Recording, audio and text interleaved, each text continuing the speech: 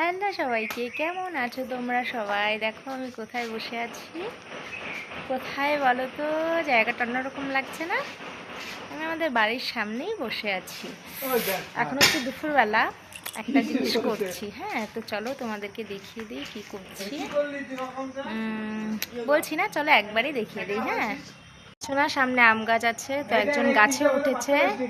এখানে দেখো আমার বর দাঁড়িয়ে আছে, ওই ব্যাগটার মধ্যে আমগুলো রাখছে। হ্যাঁ, একবারে তোমাদেরকে পরে দেখাবো। তো যে গাছে উঠেছে তাকে দেখা যাচ্ছে না, অনেকটাই উপরে।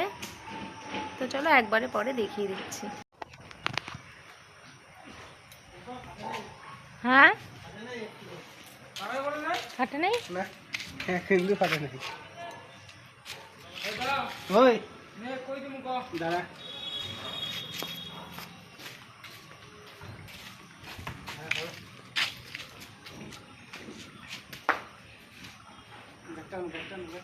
আনো তুমি, আমি পারবো না।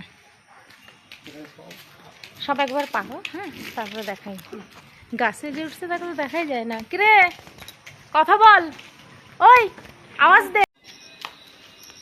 তো দেখতে পাচ্ছ আমাদের আম পাড়া হয়ে গেছে।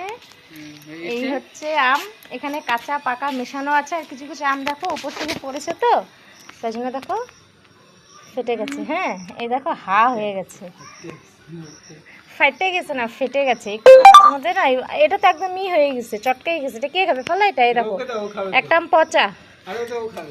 এনে এটা তো যেন স্পেশাল অফার। যাই হোক, এ কটা আম নিয়ে এখন কারাকারি, আম নিয়ে কারাকারি শুরু। আম নিয়ে তো ঝগড়া করে কোনো লাভ আছে? বলে এত আম কি তুমি একা খাইতে পারবে? বলো কি